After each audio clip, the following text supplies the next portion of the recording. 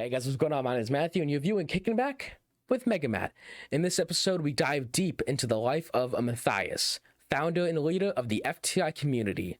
Without any further ado, let's roll that intro.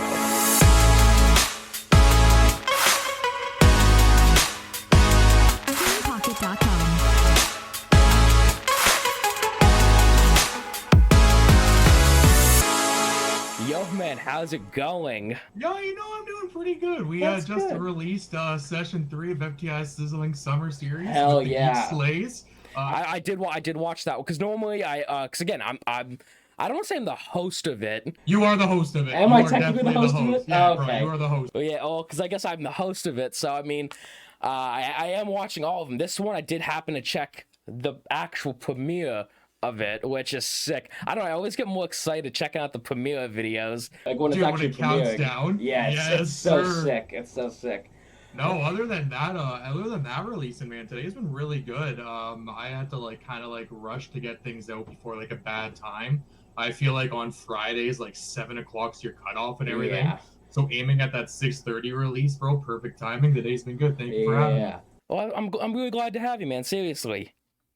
Okay, so for the three people that don't know who you are and what you do, what is, in a way, so you are the founder, leader, operator of the FTI community. Tell me, what is the FTI community for the 2 or 3 people that don't know? So, ladies and gentlemen, and everyone in between, and the whole FTI community listening, FTI Studios is, on paper, a multimedia collaborative collective. But that is way too confusing. Oh no! Don't you love that type of explanation? Because you make it sound such fucking badass. Dude, it's I'll get into how that actually came about as well. But just to the public and people coming in the community, you can consider it your community hub full of artists, creators, individuals, collectives, you name it. We want you a part of it. Basically, we're the always growing family of like-minded creators who really enjoy seeing each other grow. I would say that FTI Studios is more of a family compared to an actual studio, because we're always trying to discover new artists. We're always trying to raise each other up and help each other. And that's something I've noticed, the best thing you can do. I love that. Because again, well, what was it? It's been how long has it been since I kind of joined up? And I would say end of April, beginning of May, when we hit the Noble season. Yeah, man. Oh, wow. So yeah, I've been apart for that long, and the first week, I wouldn't say, it was exploded with just nonstop support, nonstop just love from everybody, of everything everyone's doing, and it's amazing. I loved it.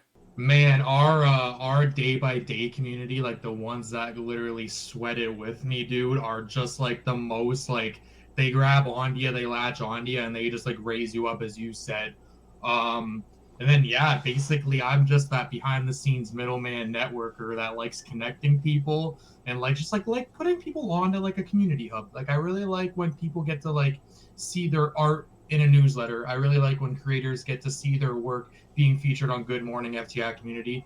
That to sum it up, I would say I'm the person that loves putting smiles on people's faces, because we need more people like that. We definitely do. And I'm really glad that you specifically are really in charge and doing everything, because you have done a spot-on job. Yo, thank you. Voice cracking. Thank you, man. No, I really enjoy what it's all about. A lot of people ask me, they're when are you gonna start putting yourself in newsletters? When are you gonna start giving yourself credit? I say I get my thank you at the end of the day if I can make one creator go hey, I really needed that because I didn't know what I was doing with my content or my art. But then to have you offer to put it in a newsletter and just be narrated by entity, and the whole community dives in every Wednesday, man, that's all I'll ever need. That's truly all I'll ever need. That is awesome. I mean, because I know I was filming a video when you surprised me and put me in one of the newsletters. Yes, Because I sir. was filming a video. It was a photography video. I was doing a paint powder photography, and it wasn't really going as planned, because it was more of just like a random thing, because I had no video or no plan for that week. So I was doing it, and I really was having a really tough time, and then you messaged me saying, yo, go check out this week's newsletter. And I checked it out, and I saw my ugly mug on it, and I was shocked.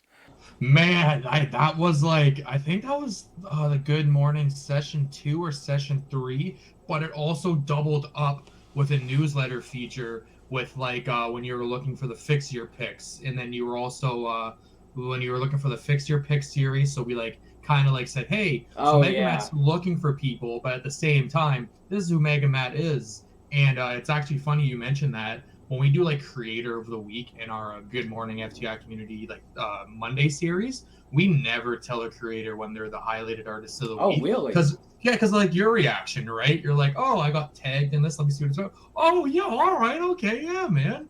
It felt really good seeing myself on there, because it was like, because I know growing up it was always, oh, MegaMatt Studios was the meme and stuff like that, like in high school and stuff. And that's because that's all I ever focused on. So that was always considered the meme, and to see other people kind of appreciate me like that, it blew me away.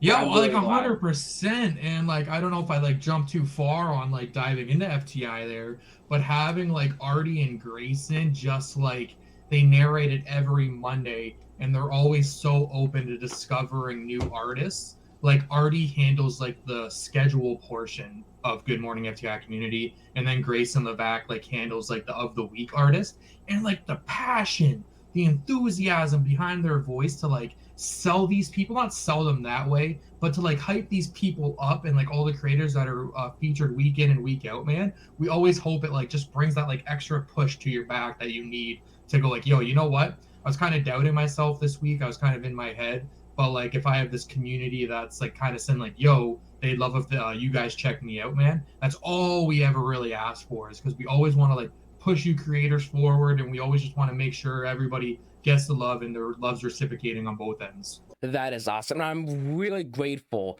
that we do have something like the FTI, because I get, like you were saying, everyone needs that push.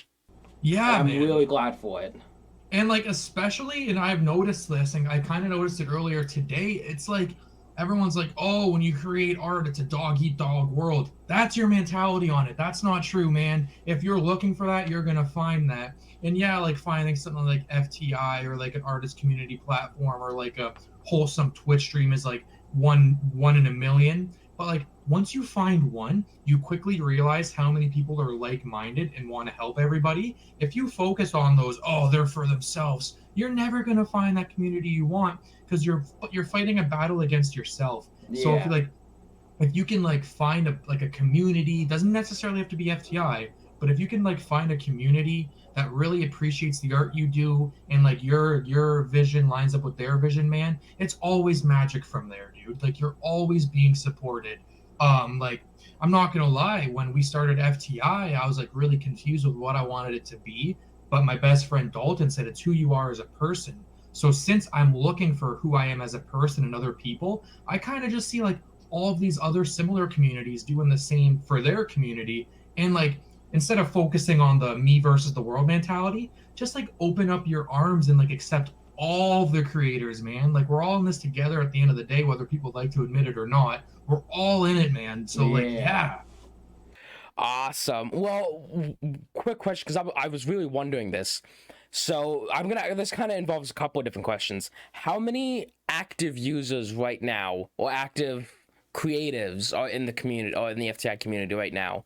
I would say honestly, like if we're just judging off of like the main hub of Instagram alone, that's like our main hub.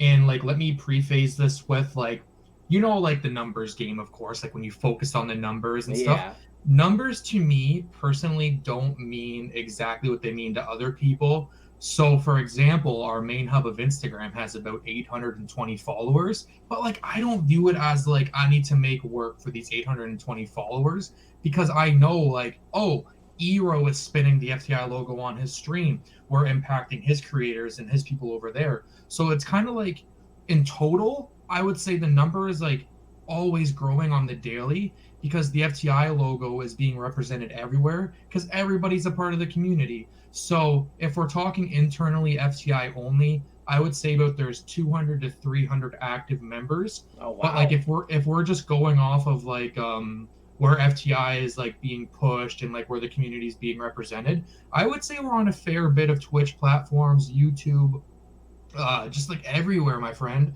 Yeah. There is some days I'm just like, man, is this worth doing? Like I'm so in my head about it. But then like I just go on Twitch, I go watch Joe Ash on a Tuesday speedrun Wind Waker HD, and like he has his time over here, and it's just like what he's like, I guess trying to get to next. Like, yeah, the live split. Yeah, the live split, yeah. But then on the bottom right's the FTI logo, and I'm just like, this man believes in me as much as I believe in him, and I enjoy watching him. So like that's all I can ever ask for. So like I'm trying to convince myself that numbers do matter, but not in the toxic way of your content is worth the followers you have. You don't want to focus on, oh, I got to get these numbers. I want to keep getting this number higher and higher. It's all I think what I'm kind of understanding, it's more about the amount of people you're able to touch, the amount of people you're able to reach. Yeah, and like this is like kind of negative talk, and I apologize, but the thing I hate the most is when people say, hey, I'll upload my next YouTube video if you give me 20 likes. You're hurting yourself. That was always my biggest like pet peeve with a lot of big YouTubers is say like their girlfriends or their best friends make a YouTube channel. I'll upload my first video when I get 50,000 subscribers or 500,000 subscribers, and it always drives me insane because then you know instantly they're not doing it to make content, they're doing it for the fame, and that's always pissing me off. They're doing it for the instant gratification, and it's just like for independent creators specifically, they're really hurting themselves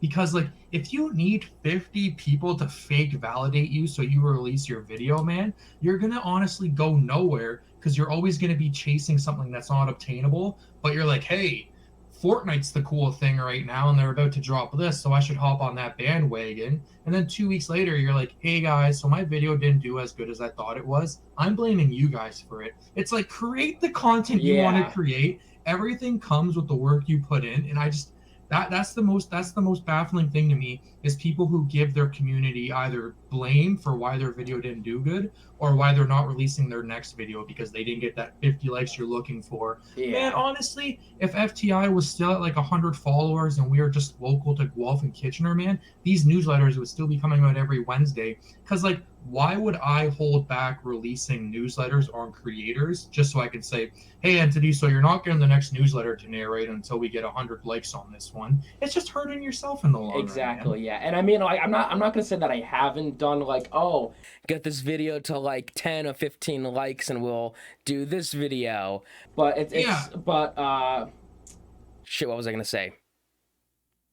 I instantly just drew a blank there. No, but like let me actually back that up because now I can like people can take that a bunch of different ways. Of course, at the end of the day, I do look at how the video is performing. Yeah. I'll be in a Discord group call with my friends and like we'll be talking about like how we can make the next video better. There's a positive way to look at the analytics of your videos, but then there's just that very toxic mentality of I need instant gratification and I need everything to pay off now or else I'm stopping this. And for the last 2 weeks, I've been kind of in my head, especially with what Instagram Reels is doing to me right now. But like, it doesn't stop me from wanting to continue. It's just like a roadblock saying, how do we get around it? Instead of saying, guys, I'm not doing this anymore because Instagram Reels have beat me up. Yeah. But yeah, I honestly forget the beginning question of that. I just had to go on that mini rant about that, I guess. I mean, I feel like a lot of people, a lot of times, yes, YouTube may be, yes, YouTube, Twitch, all this kind of stuff may be considered a job for a lot of people, but most of these people, and I think YouTube in general should more be about you creating your content. Obviously, yeah, you want to create content for your viewers to enjoy, but you don't want to focus on, yeah, I'm only making content. It sounds bad, but like in my head, you don't want to just make content that for your fans. Do what you love and your fans will come to you. And the people that enjoy your content will come to you. Like, let me relate that to like a personal story between the two of us. It's like I have really good friends that like really support me More specifically, the group I get together with on Wednesday, like my boys like Colin, Dylan, and Samuel, man. While we were recording the opening video of like Colin's portion of hey, I'm Colin and I'm part of the FTI Sizzling Summer Series. On the right, like you can't see it because the video is vertical, but on the right, MegaMatt's videos are on his TV. Oh, really? Yeah, man, because we were watching the Reddit roast me, and then we watched the sauna suit, which, bro, credit to you, because I would have given up in 20 minutes. I still have my sauna suit because, kind of going back to what we just said, I did the 10 legs, and I am supposed to do a 12-hour live stream in the sauna suit. But like I'm gonna pause that story, but like that wouldn't stop you from still doing that. You just want to make sure like there might be the people there to see it. Yeah. But that's not gonna be your end all be all to why you're not gonna make content, right? But not going back to that story quickly, like Colin just straight up says to me, he's like, man, I think MegaMatt's my favorite creator you've introduced me to because his video production is so well done and his versatility of all the content he creates is like amazing. And I was like, dude, if I can convince one of my real life friends that like you need to check out this YouTuber, y'all, of course, I don't know if I ever told you, he's a big photographer. Like he's like, really? I'm like his understudy if I'm using that the right way. Like when I pick up my camera, I'm just like, hey Colin, did I shoot this properly? Or just like this was years back. But man, like not only did you hook Colin in because of like your videos, but you guys have similar interests. It's like when I hit you up and I was like, hey, where do you get your lens cap? Because my best friend Colin's asking. It's just like I don't know. Like when you can get your best friend on somebody in the community and then like it's like that connection, like the viewer to creator that's in the community, man. Fuck, that makes me feel fucking amazing. That is awesome. And then on top of that, because I want to go into Dylan's story quickly. Dylan is fucking crazy too, otherwise known as Young Phil for those who are in on the joke. Young Phil watches everything we put out from beginning to end. Young Phil, for the most part, he knows all community schedules are the same. He knows what he's only expecting to be different to creator of the week. You quickly became one of his favorite creators, man. Really? So on his own time, he watched both Reddit roasts me's, and he's just like, man, I don't know how he can sit there and do that. I was like, dude, not only does it take like that like brick wall of like not letting things get past you, but at the same time you can take a joke and you're obviously like bringing in the viewers and like you're bringing in your audience because they see you as an authentic real dude who's not like, by the way, I'm gonna roast them right back. You're just like, what do people really have to say about me like that don't know me in person? So like Dylan, dude, he calls you by name when he asks about people in the FTI community. Really? And like, yo, dude, when my friends are able to like say, hey, what is MegaMatt up to? What's Eero doing? What's Shoop up to? I just know it's like those internal wins for both sides because like now my best friends are aware of people in the FTI community.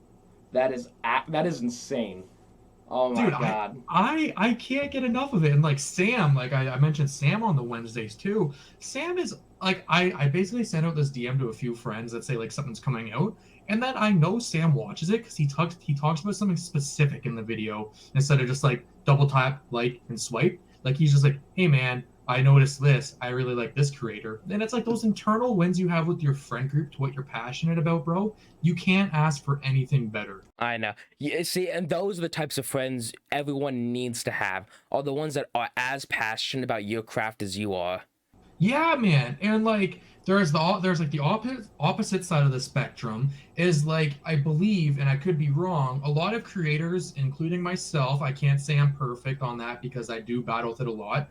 Like you're always just like, oh, I don't want to post this or I don't want to say this because it's gonna come off corny. Only you're in charge of your future, bro. Yeah. And only you are truly stopping yourself at the end of the day, man. So if you have friends or mutuals that like you're scared of posting your thing, so you don't know how they're gonna perceive it, you're hurting yourself because like you have that creator, you have that community waiting to see what you have next. So like I've had friends and mutuals over time that like silently like back away because they see what I'm doing and they don't support it. But I don't take that to heart. We're just living two different paths because I know at the end of the day, I do have my friends that support it and I do have a community that supports it.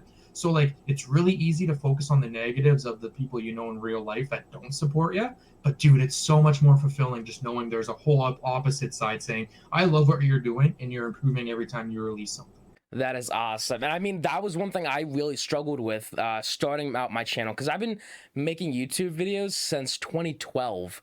And since that, I mean, I didn't really have any friends that enjoyed what I do. And I mean, like you said, that's fine that they don't enjoy it, but it was also some friends that discouraged what I do, and those friends kind of slowly drifted away. They're off doing, you know, the partying and all that stuff. And it really took me a long time. It was really until me and Litzy got to become really good friends, where we started making content together. We wouldn't see each other that often. We'd see each other like once every couple of months. Right now, my entire friend group, which is me, let's see, our friend Dear, so we have a couple others, where it's just like all we love to do is every time we're texting each other, it's always, oh, yo, you guys got a video idea? Oh, you guys want to do this for a video? And it's insane. I love it. And that's why, like, I went from filming a collab with my friends maybe once every 20 videos to this last couple of videos, it's every video we're filming together, and that's something I absolutely love. Well, dude, you're subconsciously pushing each other, and I'm sure like when you're in like the midst of creating a video, there's like an idea and you're like, yo, we got to do that next. Yeah. Because like there's always creations within creations. Like you'll create a video on, say, like a day in the life, but somewhere in that day of the life you're like, yo, this could use its own series. For example, we have this show hopefully coming out by the end of the year. It's gonna be called The Young Phil Show, and all it really is how Dylan and I talk to each other in real life. Like Dylan and I only know how to make each other laugh. Like we have all these stupid inside jokes, and like we laugh at everything. So we're just like, fuck, that's pretty funny actually. Like we gotta do something with that. But then like you compare it to like that friend group, you're like, oh, what do you do? And it's just like, I create videos. No, you got to tell them what you do, man, because like anybody can make a video. What makes your content unique? Well, that's what makes my content unique. I produce this, then, and that. And it's like, fuck yeah, bro. Like, reel those people in. Honestly, fuck the ones that don't come in. But like, dude, it's just, I'm so overwhelmed right now because I'm fucking, yeah. Yeah. Well, I mean, kind of going back on that, our friend group, because that's kind of how we are. All we do really is just just fuck around and make each other laugh. And I have, because I know all my footage goes on the same hard drive, and I have about 30 minutes or 40 minutes of just like every time we hang out, of us just fucking around. We call it the hard drive of stupidity. Stuff that I couldn't, stuff that I shouldn't put on YouTube or in my videos because they just don't make sense. Yes. And it's absolutely insane. Today, we were actually supposed to go on a shoot. We were supposed to call it Camping in the War Zone. We were supposed to go to my one buddy's airsoft game, and we were going to tent and camp out there. And we were going to, because we all like got vests and stuff, and we were going to make it hysterical. But they also, so that pissed me off because originally, so I'm going off on a tangent now. Originally, we were supposed to go at like 4 o'clock. They messaged me this morning saying, hey, we're going to go at 9 to 10 o'clock a.m. And I was like, what? I was like, I can't do that. That's such a different, that's way different, yeah. That's 2 different parts of my day. Yeah. I wanna quickly backtrack because I accidentally said like, yo, fuck those people. But I mean like, ignore those people if they don't support the vision. Like they're gonna do them at the end of the day. That's amazing. I wish the best for them. But like what I meant by that is you want to stick with the people that are like-minded. Exactly. Like because you can't always focus on the negatives. It's always easier to focus on the negative and the positives. Last night I had a conversation with one of my friends and she was like, give yourself credit. And I said it's so hard to, because I always feel like I'm like building up to something. I read it, I sat there for a second, and I said, yeah, man, we're all doing great because we're all pushing each other forward. Yeah, I love that. So have you ever thought about starting your own podcast? When I was trying to get this podcast off the ground, I had no idea where to begin. On top of that, I had so many different questions. How do I record an episode? How do I get my show on all these streaming platforms? How do I make money off my podcast? The answer to every one of those questions is really simple. Anchor. Anchor is a one-stop shop for recording, hosting, and distributing your podcast. Best of all, it's 100% free and ridiculously easy to use. And now, Anchor can even match you with great sponsorships who want to advertise on your podcast. That means you can get paid to podcast right away. Matter of fact, that's literally what I'm doing by recording this ad. Now, I use Anchor to tell stories from me and all kinds of other like-minded small creators. And using Anchor makes it so easy to share our experiences and our adventures and our stories with the world. So if you always want to start a podcast and make money doing so, and go to anchor.fm/start to join me in the diverse community of podcasters already using Anchor. That's anchor.fm/start. Can't wait to hear your podcast. Okay, now going back on the entirety of the FTI community, I really want to dive into how it started. What was the idea behind making an entire collaborative group of all like-minded creators and all smaller creators? So this is the part of the podcast actually where people are finally understanding what we were just talking about for the last 20 minutes. I'm sorry, guys. No, so basically, how FTI started truly was, I want to say the idea was being built in my brain without me even knowing in 2017. Me, a few of my friends, we had this joke in high school. And honestly, yeah, like the joke was called Fuckboy, Fuqboi, because in high school... Wait, how'd you spell it? Fuqboi. So in high school, like, you know what girls were called if they had a reputation. Yeah. You know what guys were called if they had a reputation. They were called fuckboys. So me and my friend Samuel, we just like made it like the biggest joke at high school. We're just like, oh, look at that fuckboy walking the hallway. So November 2017, my immature and hasn't taken on the real world mind said, I'm not going to work a day in my life. I'm going to start up a fast fashion brand and I'm going to watch this thing soar. You know how hard it is to get people to wear a swear word that I wouldn't even wear because it's cringe. But going from that, the blessing from that was in August 2018, we hosted a concert called Living the Dream Fest. And what Living the Dream Fest was putting my best friends who were musicians in real life on a stage for just like local music. So we had about a 70-person turnout for my best friends, Hunter and Nick. It's funny. Hunter and Nick are also both on our Welcome Inside album, but remind me to talk about that later. And I remember standing off to the side with Colin, my brother, and my ex-girlfriend, and I just said, I don't think fast fashion's what I want to do, because I haven't felt this excitement and joy than seeing my friend Hunter on stage freestyle his song Facts. Not freestyle, but like perform his song Facts. I haven't seen like this, the enjoyment that I saw watching my friends do their music that they had on SoundCloud only for a group of 70 people. I was just like, man, like I really want to do this. So we went back to my ex-girlfriend's house and her mom was just like, you need to be like an event manager or organizer. And I was just like, you know what? No, thank you. No, thank you. November 2018, we switched the clothing brand from Fuckboy, which thank God, right? And we switched it to a brand called Poor Decisions. And honestly, Poor Decisions was like that, like edgy, like really sad boy clothing that, like, again, I honestly wouldn't wear myself, but I just knew the logo was nice and like the support was there from the first year. And that was dead in the water so fast because I wasn't passionate. Oh, dude, it was dead so fast because I wasn't passionate about it. I was planning on going to school in September 2019 for graphic design. I realized after attending like the in-person, you go to see what your course is about a few months before your course begins. I said, I'm just not passionate about graphic design as I am helping people. So March of 2020, we entered the pandemic. And I remember I was just like, no, I got to push my graphics. I got to do this, man. I got to do that. And my ex was just like, well, what do you want to do with your life? And I said, I want to help people.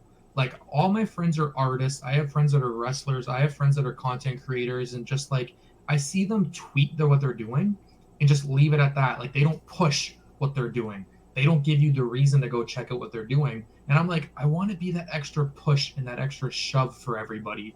So April 28th, 2020, we launched FTI Studios. And honestly, that is just like who I would say I am as a person, because I really enjoy pushing each other and like showing independent creators to go like, nah, just because this person has 1 million followers doesn't make them like so big and they're doing better than anybody else. At the end of the day, personally, I think the independent creators have more of a passion and more of a drive because they're doing it with the lower numbers. For free. They're doing it with lower numbers. Yeah. And you start from somewhere, like the real creators, like the genuine ones that like do it to create instead of the genuine ones that want instant gratification. Nah, man, like FTI is just really like this community platform for like an artist to come in, see what we're about, and go like, yeah, I'd love to see my art in there. Going on that though, and like kind of fast forwarding to the future, if you would have told me in under 2 years we produce a newsletter weekly, a community schedule weekly, we have clothing being worn around in like pockets of the world, we have 2 music albums, one of them is fully original, the other one's a playlist, bro, I wouldn't fucking believe you. Because to anybody else, that's like, oh, yo, like, how did you get that? That's so established. Because we work with artists who all have the same fucking vision, man. And kind of going back on how established that is, you guys really have accomplished a fuck ton since starting. And like I really find the crazy thing is like this hasn't happened in quite some time, so I can't say it's like recent because that sounds dramatic. Everyone's like, Matt, you need to be proud of what you did. And I'm just like, no, man, because like I understand my role in this. I understand I created it, but there's no FTI newsletter without artists willing to show off their art in it. There's no music album without artists willing to say, hey, I want to jump on this. I think artists need to understand that, yeah, they contribute, but they're so much bigger than just a contributor what they're creating, man. They literally make it family for us. Like, yes, I understand because I'm gonna have friends that listen back to this and give yourself credit, but like the creators, the individuals, the outside FTI community that literally just love tuning into newsletters and see what's going on, they're just as big of a part as FTI as I am. And I will say that till I'm red in the face, blue in the face, because I hate getting credit for something that's supposed to be community based. And just like people just need to understand, if you've ever been in a newsletter, if you've ever been on a community schedule, if we've ever talked and networked, if I've ever linked you with this person, entity linked you with that person, you're as big a part of the community as I am. And I know I'm running circles, but I need to hit that home. That's well, I mean, you are a huge part of all these creative success as well, because you made this entire community, you brought all these people together, and you introduced, like, again, you started this huge network of creators, and I think that's something to be really proud of. That's the thing. Like I really do appreciate that, and like I think that's just like the hardest thing for me to like consume at the end of the day is that, because I'm always thinking, how else can I help them? So for example, if like somebody goes and tweets that they have a new video out or a new song out, and they only tweet that, man, I'm in their DMs going like, hey, send me a 30-second snippet, I'm gonna throw it on the Instagram story. Hey, throw me a 40-second snippet of your video, I'm gonna throw it on my Instagram story. And then that, man, just launches so many avenues for a music creator to go check out a visual artist to go listen to a podcast. Hell, One Eyed Bandit was on the Scuffed Ass podcast the other week, and I was just like, man, that's what I mean. Like, we're just all connecting bridges together, and that's just so fucking great, bro. That is amazing. Oh man, like, yeah, dude, as you could tell, I get very passionate into this. Well, it's good to get passionate about it because how passionate you are, you've grown the community so massively. And like a really, really big thing that like I don't know how to properly argue this without like coming off, because like there's that saying, and there's that, like, not saying, sorry, but there's just that like mindset. It's like you're only as successful as the money you're bringing in. And it's fucking hilarious that people say that, because we do everything for free. FTI doesn't bring in money, because money, yes, helps you grow your business, and money is how you push things forward. But we've been able to do this for 2 years without bringing in any money except for merch sales. And like we've had 2 merch drops in like the last 2 years. So like, yes, I understand, like, money pushes your business forward. Money can like grow it faster. But like knowing we've been able to all create something out of genuine love, support, seeing what artists create, that kind of kills the saying like you need money to do this, and like why aren't you bringing in money? Because that's not who we are as a person. Yeah.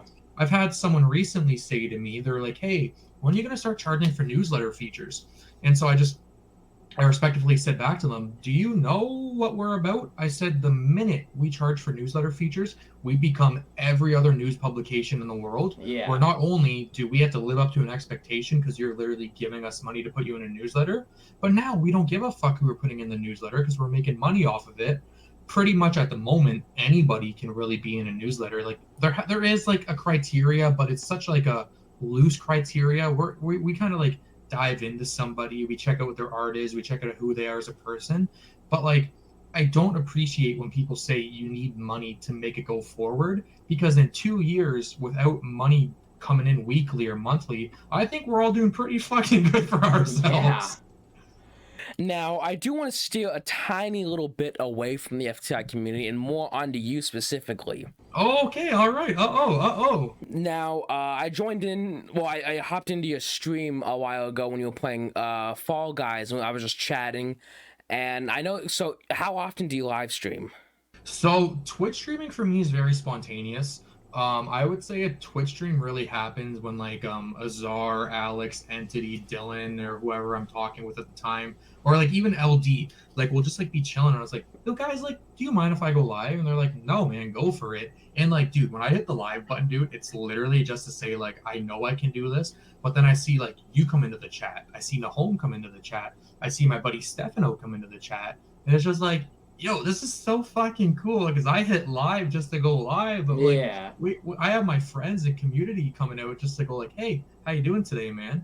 And like, I wouldn't say Twitch streaming is something I necessarily focus on or want to do. It's more of that I'm playing, OBS is one click away.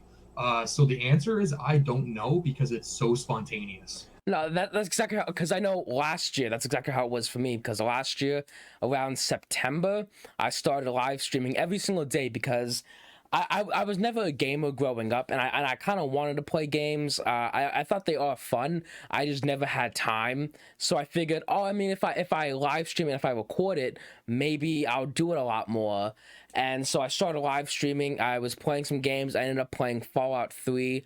I had a couple of different big, not bigger creators, but bigger than me at the time, creators join in, say, hey, yo, come check out, our Discord, our server and stuff like that. And it was called I forget what it was even called, like the Fallout Community or something like that. And it was literally just a bunch of smaller streamers just kind of hanging out, having a great time. And I was streaming every single day up until January of this year, and then I kind of got a little sick, so I stopped live streaming. And even right now, it's more spontaneous for me. But I really wanted to ask, do you have, because I know you're big on pushing everyone else's content, do you have any plans to maybe do personal content for you, like a Matthis brand channel? So at the moment, I would say no, like specifically on me. Just because like I find that like what I create for people, whether it's like cover for like Shoop, whether it's a cover for Wednesday. I recently just did a store logo in my city for a furniture company. Like I find that like personal quick projects, instead of like I want to push this at the same time I'm pushing FTI. I do enjoy it, but I don't enjoy it as much as I enjoy helping others. How would I say it? Like in the near future, my buddy Dalton and I are actually co-hosting an FTI series, and I think that's as far as I'll go with including myself in something FTI. For the longest time, when I used to make like story templates for people, or I used to make things for people that like took me 10 seconds, I always specifically said, hey, if you use this, please don't credit me, because it will look awkward on the promotion. So an example, Wednesday and Flixo released 10 songs in a row from, I believe it was, I could be wrong, April 2020 to June 2020, or it was May 2020 to July 2020. No, 2021, sorry. Wow. So yeah, it was May 2021 to July 2021. They released 10 songs every single Friday. And I told Wednesday, I was like, hey, send me a 30-second snippet, give me the cover art, just like leave me in charge with it. And every time Wednesday went to post, he's like, yo, I'm crediting you. I'm like, then you're not using it. Because to me, man, it looks so weird when it's just like Talk Walk by Wednesday and Flixo, now stream on all platforms, designed by Matt Ryder. Just because like I want the people to focus on the song that's coming out. I know that we have that mutual respect, and I know I made it at the end of the day, that like me and Wednesday and me and Flixo have such great relationships. And so like I don't need to worry about them saying they made it themselves. Mind you, there has been situations where I make something, I'll ask for the credit, and then like they're kind of like passive about it, like, oh, by the way, this was made by Matt, but like I don't hold that to my chest. But yeah, like Matthis branded content, I would definitely say not in the foreseeable future, except for the thing Dalton and I have in the works. Okay. Well, I mean, so if you had more people to live stream with, would you live stream more then? So if that was a good question, because like for example, Papa Frank Pitaro, fuck, I don't know what I would do without Frank, to be honest with you. Frank's always like, hey, you could live stream. I bet that's Frank right there. No, it's not.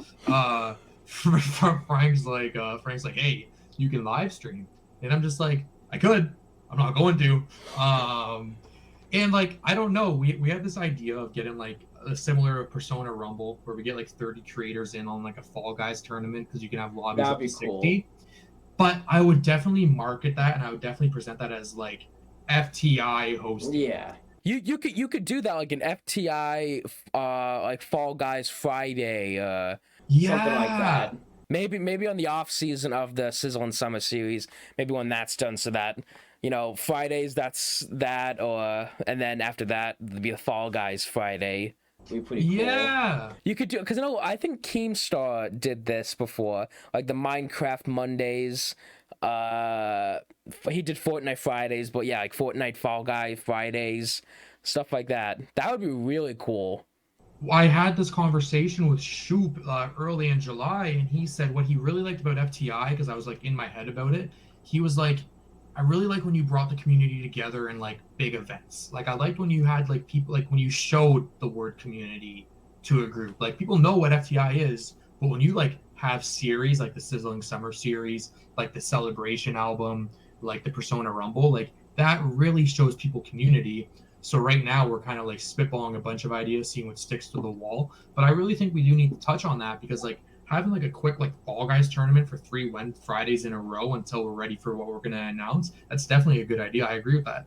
That would be really cool. I mean, like even doing like a lot of like the big tournaments, but having teams in it, and even if it's like randomly generated teams, or like people can create their own teams, get in a call, they each live stream their own on top of a big FTI live stream, which I think that would be amazing, because then that gives creators even more of an opportunity to collab with other creators. And that would be sick. It would be, that would actually be so much fun, because like you have all these creators from different mediums coming in, and they're just like, yo, we're doing this all together. Once the tournament's over, you just met 29 new people you didn't really either know of or you didn't know that much about. Yeah, we should work on that. You got to work on that. We should work on that. Yeah. Yo, so we'll look back on this in the future, going like, that's where the idea came from. Yeah. Yes, sir. That would be amazing. We got to get something done. We got to get something 100%, done. man. Yo, 100%. Okay, so because you told me to bring back the Welcome Inside album, I think it was.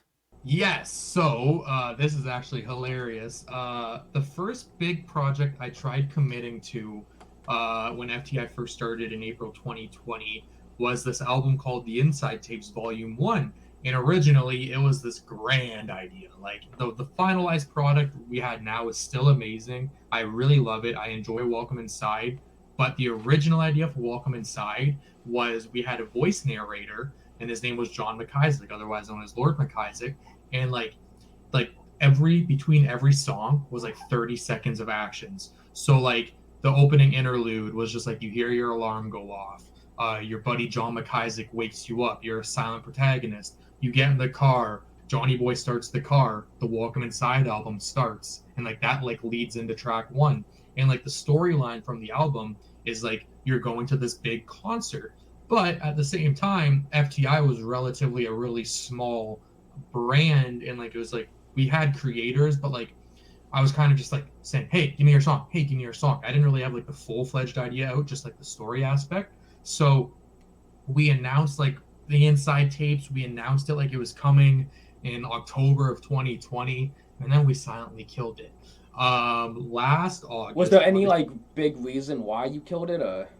I feel like I canceled it because the idea was too ambitious for who we were at the time, and I would have looked back on it as a project done not to the best, but it's definitely something John McIsaac and I have talked about way back when, like, hey, by the way, we are going to use an idea similar to this. It's just not the time to execute it. So last August 2021, during our Riptide season, I went over to Emerson Corleone's house and I said, dude, I really want to do Welcome Inside, but like to a smaller scale where like people can just easily listen to it. Because to his point, I believe it was him that said it. It's like, yeah, it would be hard for you to shuffle an album and just keep getting interludes or the storyline aspect. Your opening project should just be songs. And I was like, really good point. So Welcome Inside featured, well, it came out December 10th, 2021. And like it featured music from all genres. It featured artists from all over. We had Emerson Corleone, we had Wednesday and Flixo, we had Tanya Riviero, we had Shoop wasn't on that one, sorry. We had Palm Reader and Dr. Meats, and then we had Lord 45, we had Nomad. No, yo, you know what, actually? Like, Welcome Inside was like such a millennium ago for me, like thinking about it, so nostalgic. But I want to also say about Welcome Inside, it was like the first true showcase of community, because our advertisements running up to it were various community members sending in their videos saying, hey guys, on December 10th, FTI's debut collaborative album, Welcome Inside, releases. Robotic? Kind of. Community driven? 100%. Yeah. And so like I enjoyed Welcome Inside a lot. I thought it was a really great project. And then in February, I believe it was February 25th of this year, so 2022, we released Celebration. And Celebration was actually a full-fledged original soundtrack of creators. We didn't ask people to donate their songs as in like music that's already streaming. We asked people to create songs specifically for our album. And I want to say Celebration, when I get like in my head, I just have to go stream Celebration to know that like we have Emerson, we have Wednesday and Flixo, we have Shoop, we have Cody Drake, we have yeah, man. Like I'm kind of like getting lost in words, but like the two music albums, man, they were so fucking special, and they like really solidified how I want to tackle each art. Not to mind you, the cover art for both Celebration and Welcome Inside are stunning. I don't know if you've seen them. But I had no idea there even was any albums. Oh yeah, and the best part is, dude, they're DMCA free. So if you need the links, to spin them, yeah, dude, if you need the links to spin them in your videos, dude, yeah.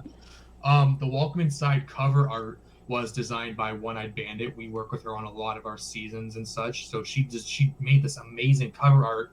And then Celebration was actually hand drawn or like illustrated by one of my good friends, Emma. And I remember when we posted it on Spotify, we kind of had that like really like happy giddy moment. And I was just like, that's your art on Spotify, that's your art on Apple Music. And like when people go to stream Blue Blazer, they're looking at art you created. And like, dude, like that's like just like it for me. Is like that constant like, yo, look what we're doing together. That is awesome. Again, I had no idea there even was albums, so I'm definitely checking that out when we're done with this. Dude, and like on the note of that, I really feel like this year, like towards like where we are now, like I accidentally released too many big projects every Friday, and I never let a project breathe, because we went from the debut of the Persona season, then we went to Cody Drake's concert. From Cody Drake's concert, the next Friday, we released the Persona Rumble. 2 weeks later, we had the FTI Newsletter 100. 2 weeks later, we had the Celebration album. 2 weeks later, we had the animated T-shirts. That's six projects that could have definitely been spaced. But like I was on such like a momentum high, and like we were like loving it so much. Looking back on it, still amazing projects that I love. But if I could change one thing, it's spacing them out. Because like, for example, you didn't know about Welcome Inside and Celebration just because we released them in such like quick spurts that new community members don't know of it until you didn't give them time to really sink in with the viewers. Not at all. Like, because my mindset at the time was like, no, we gotta release something big every Friday. We gotta do something big every Friday. Looking back on it, I'm sure there's like a part of the community that would love to see this stuff, but like we're such like a newsletter, good morning, sizzling summer, that like we don't have to remind people. We just have to reintroduce some of the things we did at the beginning of the year. Yeah, I mean, I don't want to.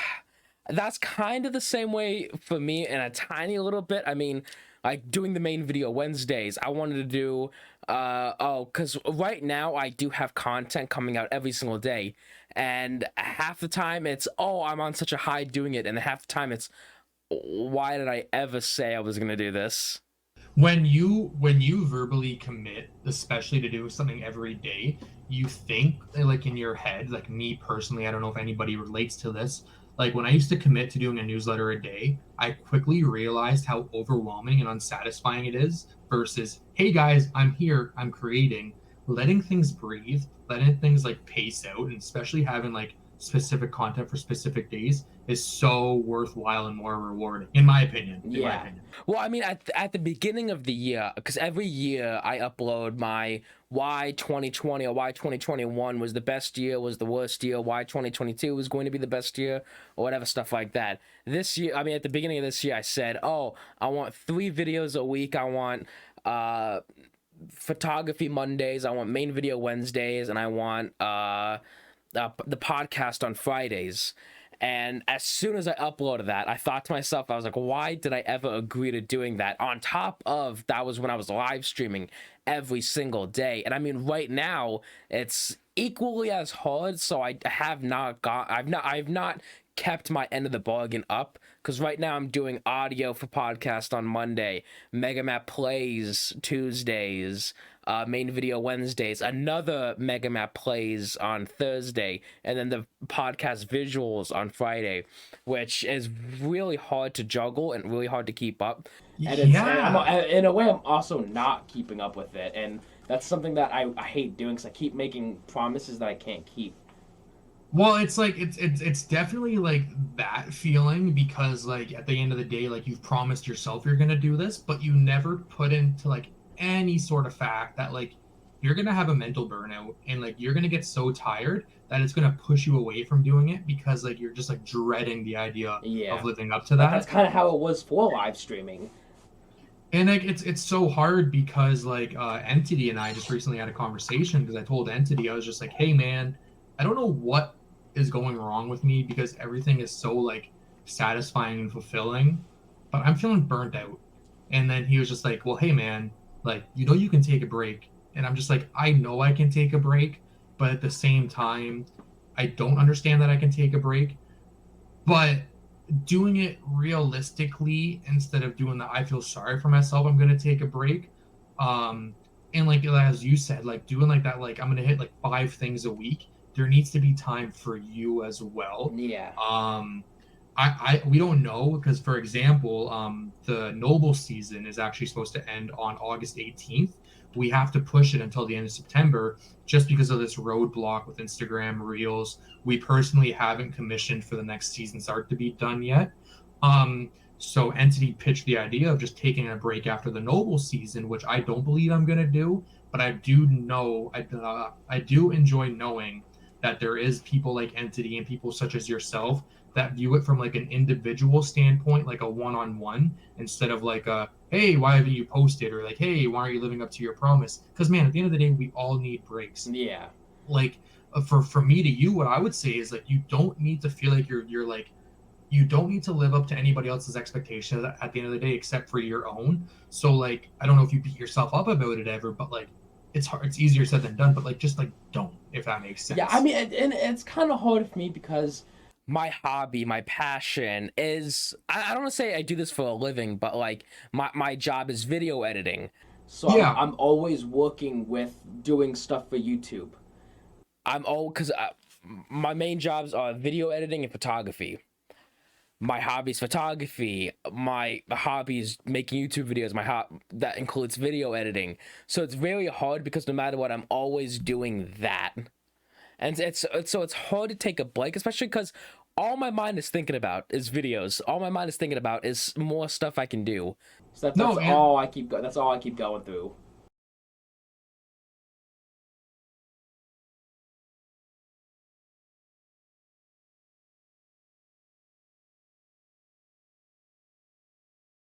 You know exactly how you still want to execute it, instead of like having that quick thought and going like, fuck, what did I want to do again?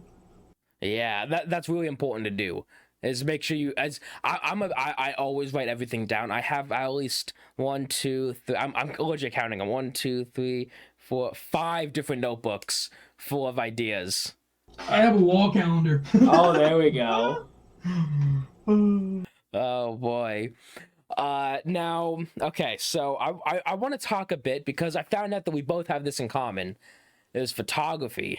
Yes. Photography, and then you're doing graphic design because your other Instagram account, which I didn't know you had, because you followed me on that, and I was looking through all of them, and I was beyond impressed. I mean, I already knew you did a bit of graphic design. I just didn't know how fucking good you were. Brother, yo, thank. I mean, it's hard because In a way, around everyone that I know, joining the FTI community has opened my eyes to so many like-minded creators. And with you specifically, like, you're a really good photographer. I love photography, so I'm always looking at your stuff right now. And then with your graphic design is insane. So I've been looking at that a bunch. Oh, well, my face is going red. Thank God the video doesn't come out till next Friday. well, where did the passion for that start? So, I'll go to graphic design first because I feel like that was like the first thing I really like thought I was gonna do with my life. Graphic design was really just like I got my high school credits early. In semester 2 of grade 12, there was this program called the dual credit program here at Conestoga College, and that's where I actually met my best friend Dalton. And Dalton and I like met through that program, and like every Friday from 9 to 4, I think it was 8 to 4, we would attend a Conestoga College graphic design course that was like run under the high school program. And then I was just like, fuck, I really like making graphics. Wow, this is really fun. Okay, I look over at Dalton's screen. Oh, Dalton's really good at making graphics. Oh shit, Dalton's pushing me to continue making graphics.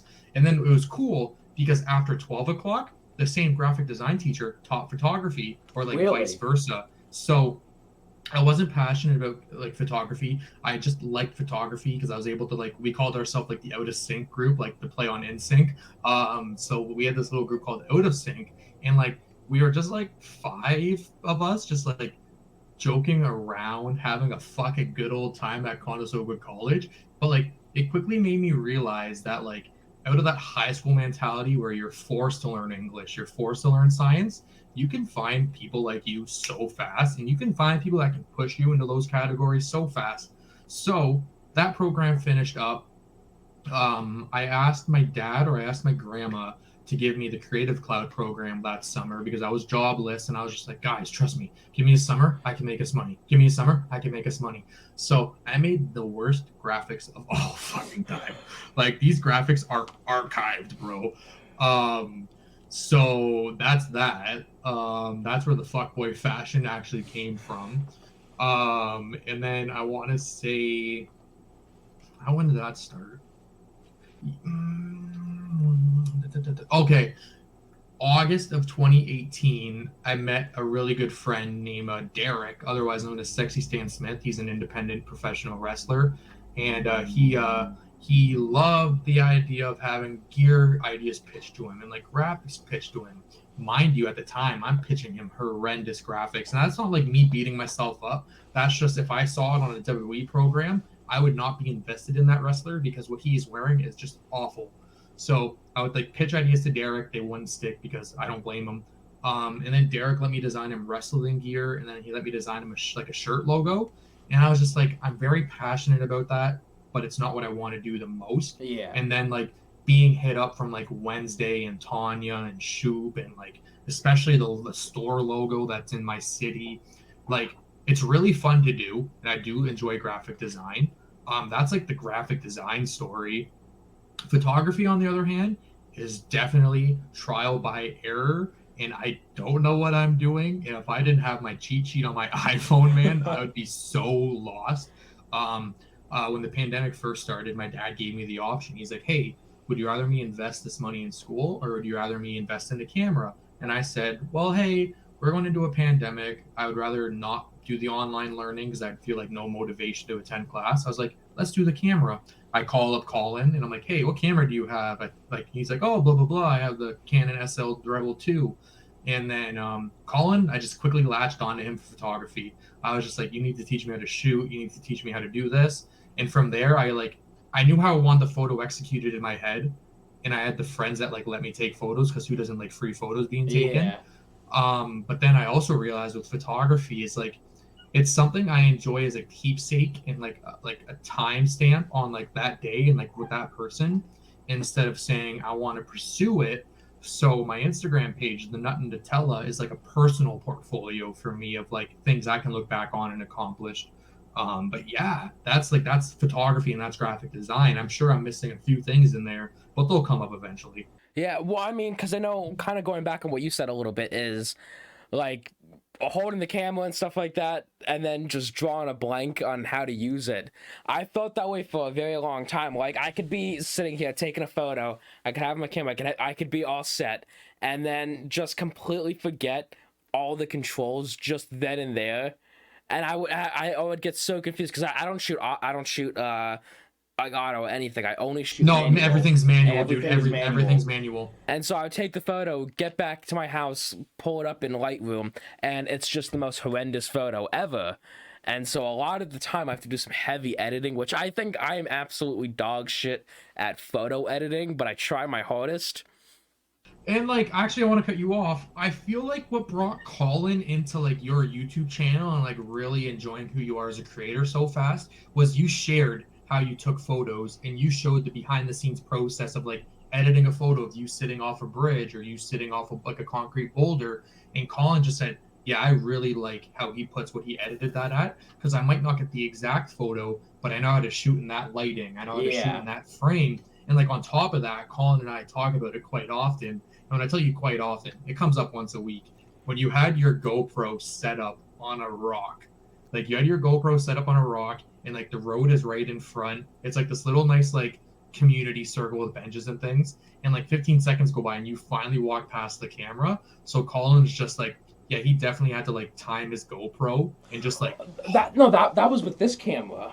Well, that okay. So that was okay. Yeah. Yeah. Well, because I know I'm always doing the case, and I said I have the big gorilla pod, I have the big shotgun mic, and because I haven't vlogged in very long time, so finally getting up, doing the vlog. I had this because this is the T7i, this is the Rebel T7i, and it has a time-lapse feature on it. I think the SL2 does have time-lapse feature as well. Okay, yeah. Yes. So I just had a time-lapse, and I was just walking around. The only reason I did a time-lapse is because at that point in my day, I was walking for 2 hours, and I was tired. So I sat down. And I personally feel like that just adds so much more to the video. Yeah. Is like when you're willing to put your camera down, run 15 feet away, and walk towards the camera, because now you're immersing your audience in an experience instead of saying cut, get there as fast as possible. Dude, personally for me, and Colin would agree, we enjoy watching people that like give you the journey like they're right beside you, instead of saying, oh, by the way guys, I just took this 20-minute path. No, show us you walking on the 20-minute path. That's it, because I always call it the Casey Neistat, because that's what Casey Neistat does. Is he just I forgot about Casey Neistat. In a way, I don't want to say he over vlogs, but he films everything. Yes.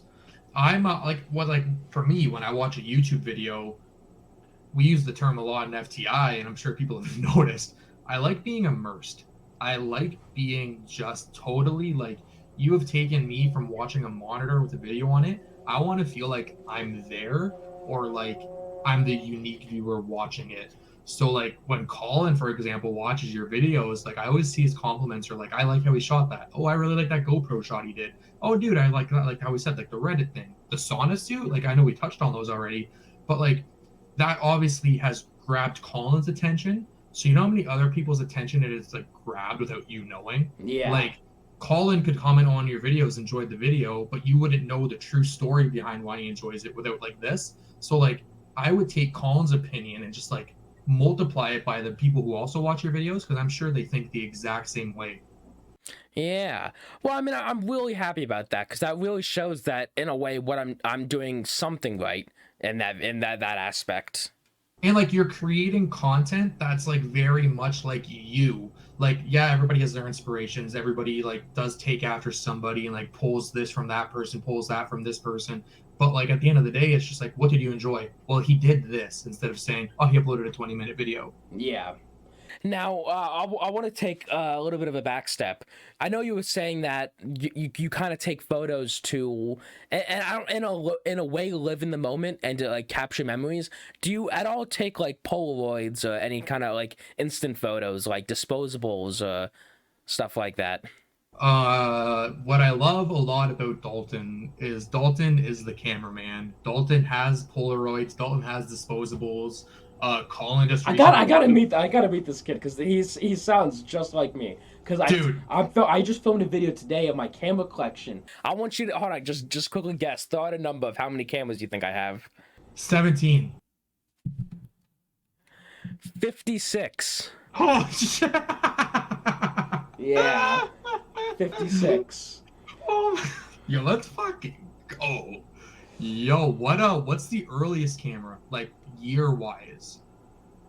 Do you think you have one from like the 70s, 80s?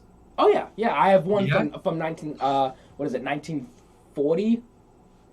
Oh, let me get it real fast. Hold on. All right, guys. When he gets this camera, I just want to thank everybody who has taken the time to listen to this far into the conversation. And shout out MegaMatt for actually inviting me on to talk about FTI, to talk about myself. I'll appreciate this for the rest of my life. And now back to MegaMatt. Okay. So I have a couple. This is good. This is just turning into nerd talk. Let's do it. I have one of them like 8mm like 8mm cameras, very, very old. It's a lot of like Bell and Howard cameras and stuff like that. Yo, okay, I think I've seen that one on your backdrop. This one is a like sundial camera for all the audio listeners out there. It's just like a tiny little box that you freaking wind up. Yeah. Yes, sir. And I have the original manual for this in mint condition. It's in my safe. I bought a safe just for this. Oh, let's go. And then one camera I've been trying to shoot on a lot more is my in a way, like, what is this, 80s camera? It's a Canon 8mm tape camera. It's literally just what your parents used to film you on for your like 3rd birthday.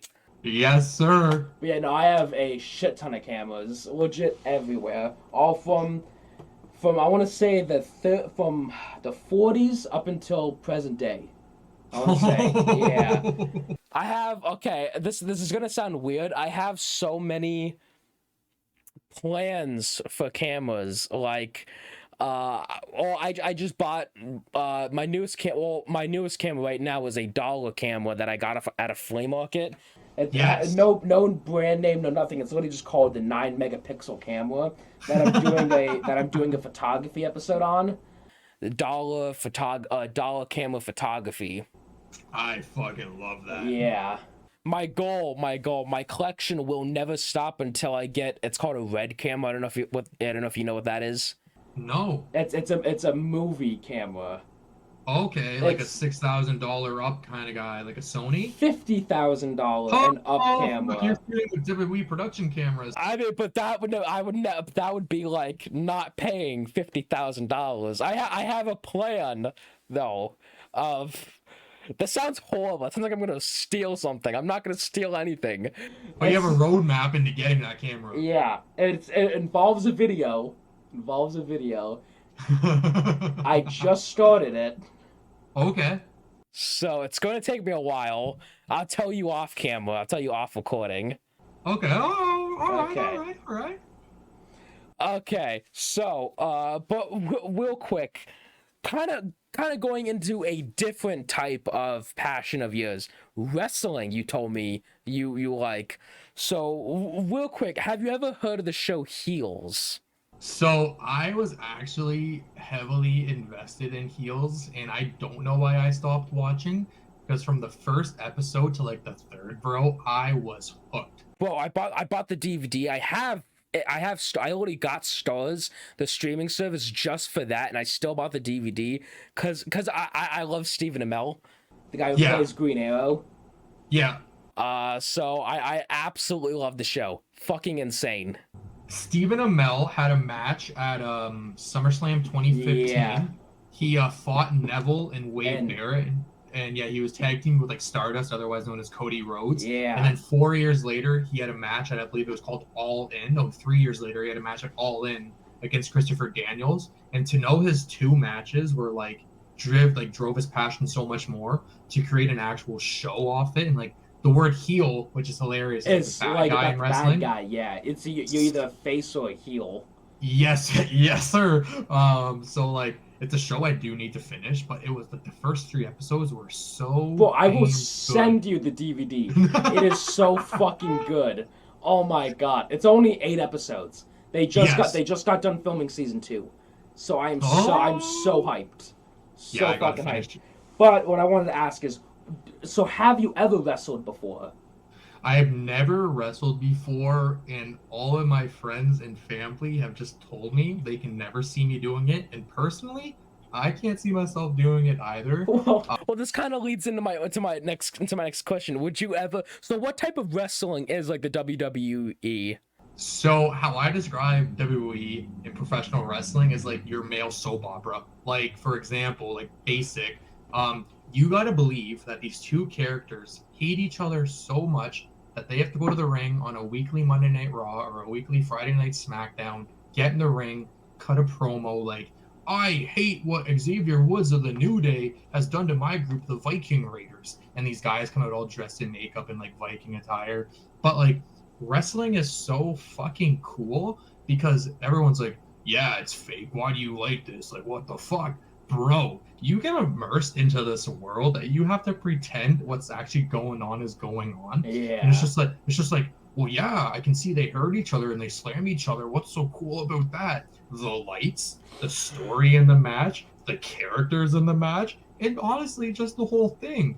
FTI is honestly based off wrestling. I like putting you Is guys it really? in. Oh, dude, yeah. Like, I love putting people in an experience. So, like, when we did the Persona Rumble, everybody said, don't know what I'm signing up for. Give me number 17. Persona Rumble happens. Everyone's like, I didn't know what I was expecting, but I love this a lot. I'm like, then tune into Channel 53 on Monday night and watch the real thing go down. Damn. Real quick, what's your thoughts? What's your opinions on Logan Paul wrestling? Dude, okay. You know, Because he's kicked some ass. He's been kicking some ass. I never ever thought I'd say this. I am such a fucking fan of Logan Paul the wrestler. Not that I don't like Logan Paul per se. Like, he's definitely worked for everything he's got. He's definitely busted his ass. But like, a celebrity wrestling match is always viewed as like, oh, okay, they're getting their 15 minutes of fame. They're doing their cross promotion. We're gonna promote their TV show. This man came in, picked up the craft so fast that we're waiting for him to come back because like he kicks ass and he makes you believe that he hates the Miz and the Miz hates him. At the end of the day, that's a win in my books. Oh yeah, 100%. So would you have any interest? So say there was an opportunity that presented itself to do kind of like amateur indie wrestling. Would you do it? I told Sexy Stan Smith, and I don't know if he remembers this, but I told Stan Smith forever ago, I said, I would love to be your mouthpiece, or I'd love to do a day in the life of, oh, that motorcycle's so loud.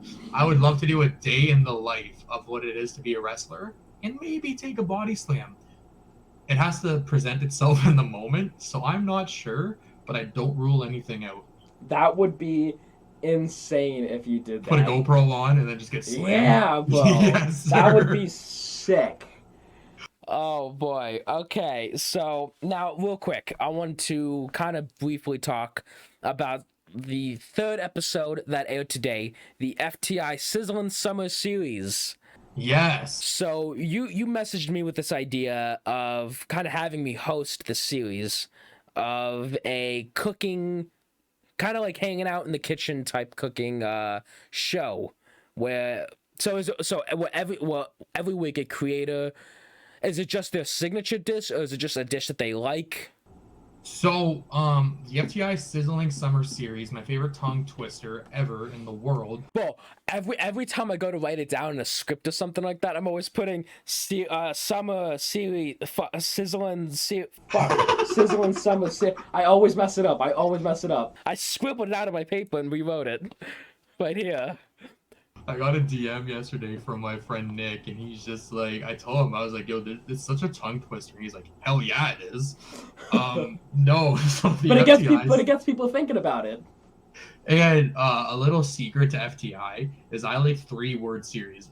I like things being in 3 words. Danielle's Motivational Mondays, Emerson's Music Corner, the FTI newsletter. That's more like 5. But then like Good Morning FTI Community. But like, yeah.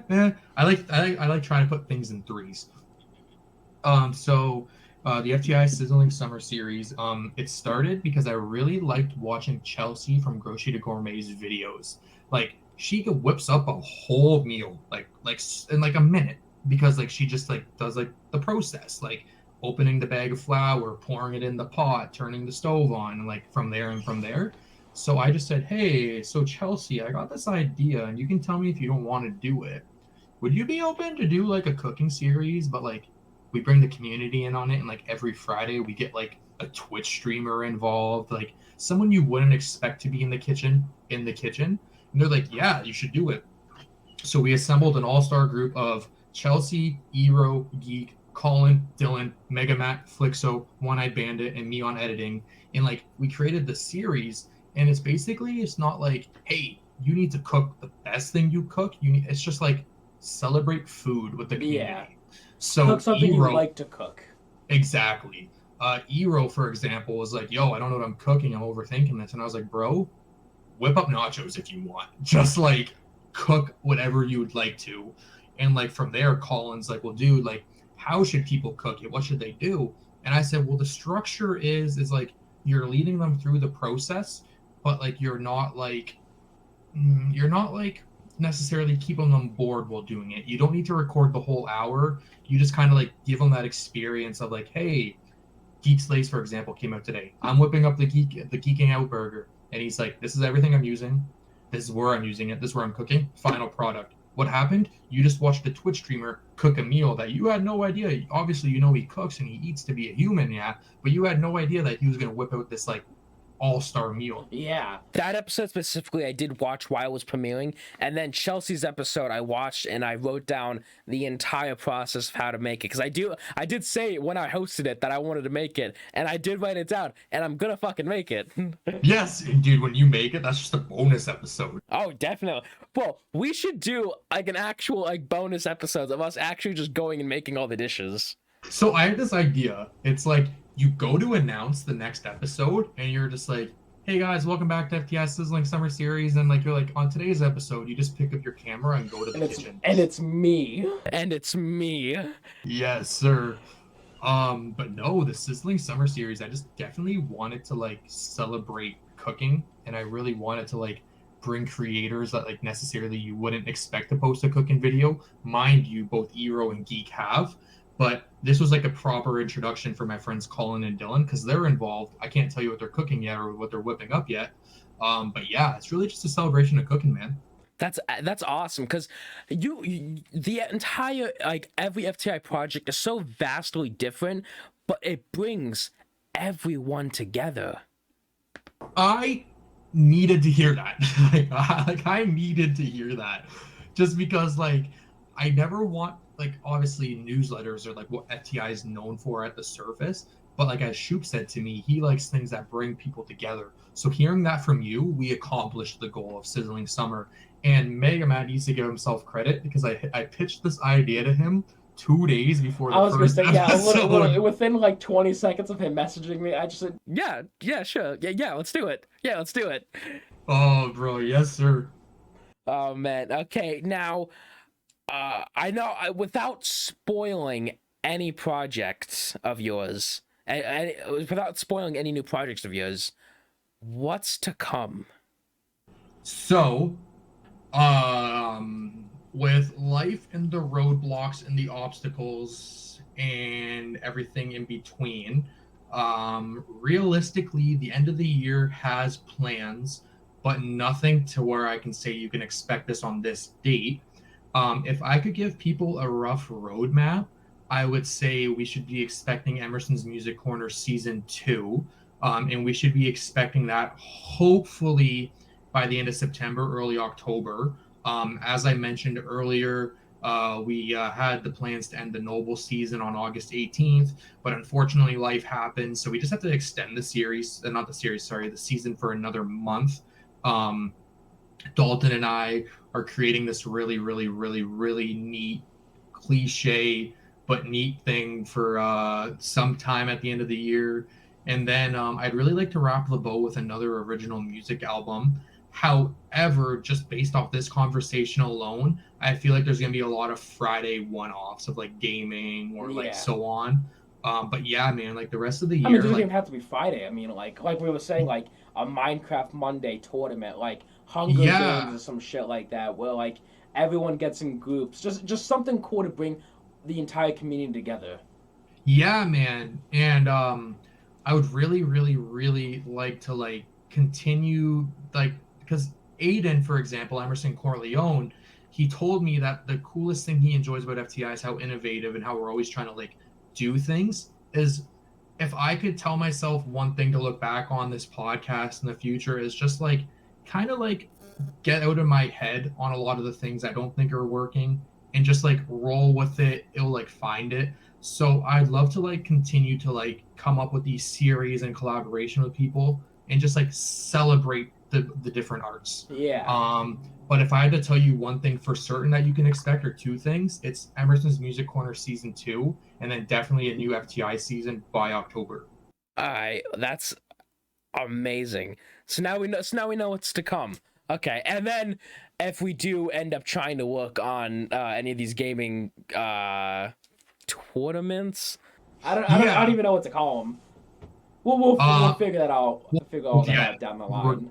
We're gonna have an idea and we're gonna execute something. Yeah.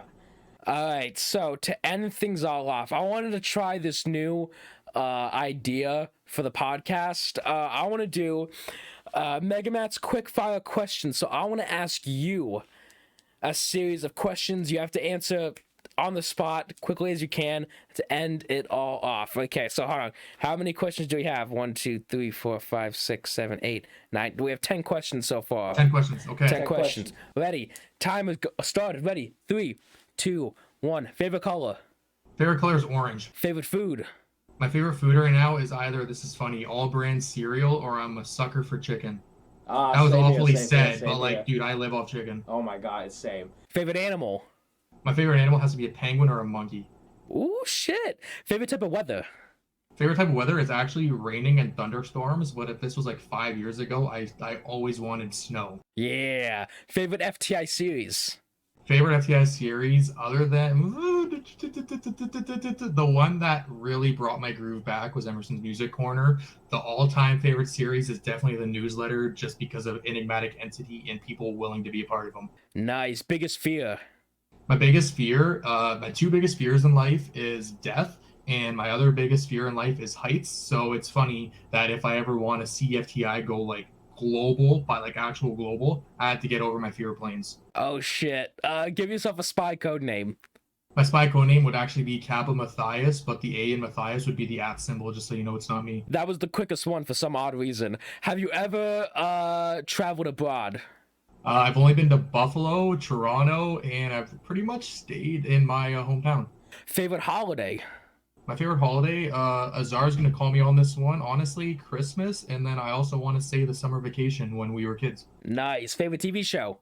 My favorite TV show has to be either Dave, the Little Dicky show that actually started FTI. I'm sad we didn't talk about that. Nirvana, the band, the show, or wrestling programs on Monday, Wednesdays, and Fridays. Nice. And then how would you rate this podcast episode out of 10?